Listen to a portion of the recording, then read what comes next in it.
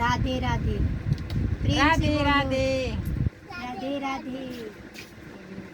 गिलास हटाओ चाय वाला। 20 के टमाटर नहीं है, कितने चाहिए? यार मेरे को कुछ नहीं सूझ रहा है जो मैं बोल लूँ।